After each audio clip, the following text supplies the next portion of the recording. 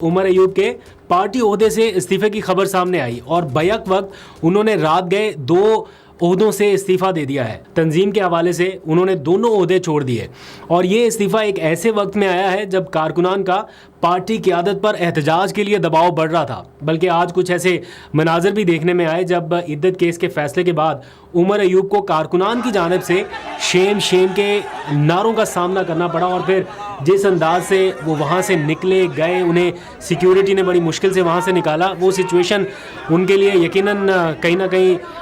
उन्हें एम्बैरस कर रही होगी।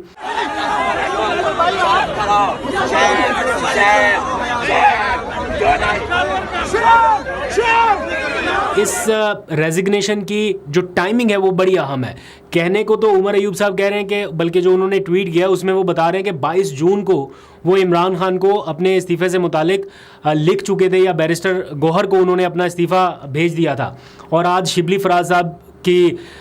तवस्सुत से या उनके ज़रिए उन्होंने एक पैगाम इमरान खान तक पहुंचाया अडयाला जेल में और उनकी मुलाकात के दौरान इस्तीफ़े का पैगाम पहुंचाकर उसकी बाकायदा मंजूरी ली है, यानी आज से तकरीबन 5 दिन पहले। लेकिन इसकी टाइमिंग अहम इसलिए है कि जो कारकुनान के साथ आज विजुअल सामने आए उसके बाद कहीं ये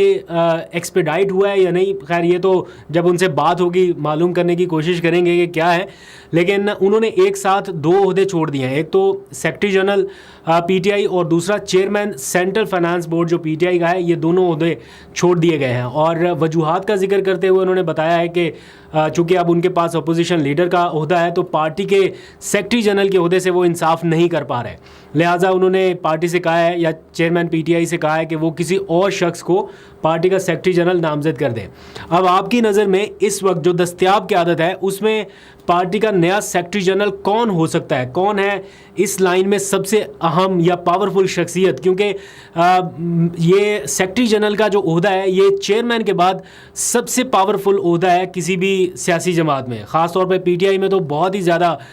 इसकी एक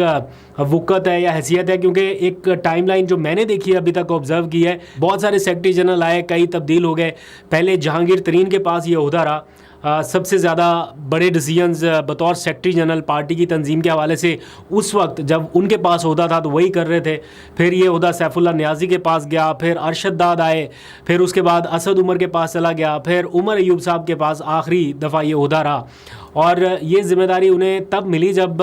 25 मई का लॉन्ग मार्च हुआ ना, तो उस लॉन्ग मार्च में जब ये पेशावर से चला लॉन्ग मार्च, मर्दान से शायद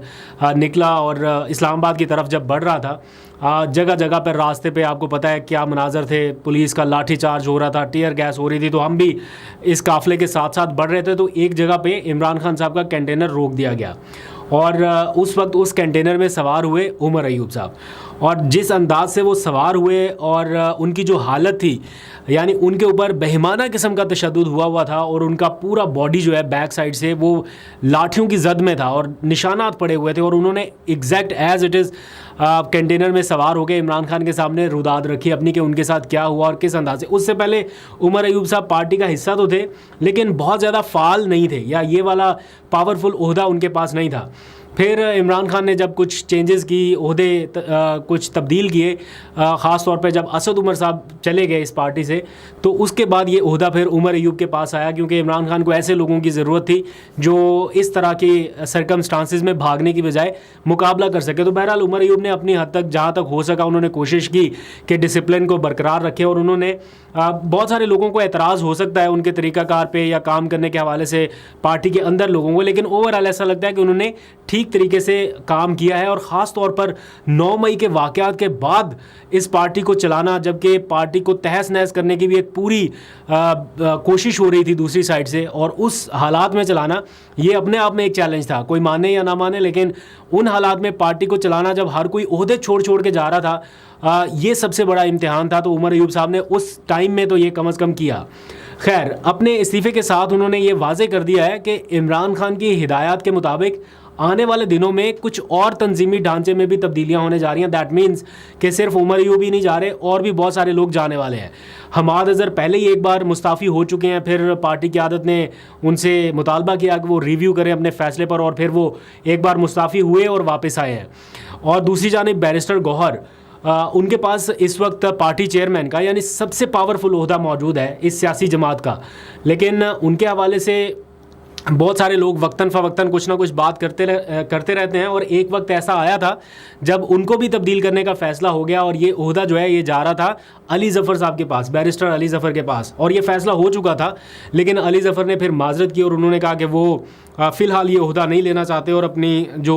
सरगर्मियाँ या तवानाइयाँ हैं वो सेनेट में और बाकी जो लीगल उनकी एक्सपर्टीज़ हैं उसमें ही रखना चाहते हैं। तो उनकी माजरत के बाद फिर ये फ़ैसला हुआ कि अभी बैरिस्टर गौहर ही बरकरार रहे। तो ऐन मुमकिन है कि ये जो ओहदा अभी छोड़ा गया है उमर अयूब साहब की तरफ से, इसको अली ज़फ़र साहब के सपुर्द कर दिया जाए। ये मुमकिनात में से है, हो सकता है। फिर शेख वकास अकरम का नाम भी सामने आ रहा है क्योंकि उनको पब्लिक अकाउंट्स कमेटी का चेयरमैनशिप के लिए उनको नामज़द किया गया, उनका नाम दिया गया, लेकिन वो अभी तक फ़ैसला नहीं हो पाया। तो कहने को एक उस लाइन में एक अहम ओहदे रखने वाले लोगों की फहरिस्त में वो भी आ सकते हैं कि उनके पास ये ओहदा चला जाए। लेकिन फ़ैसला बहरहाल इमरान खान को करना है। लेट्स सी आगे आने वाले दिनों में क्या होता है।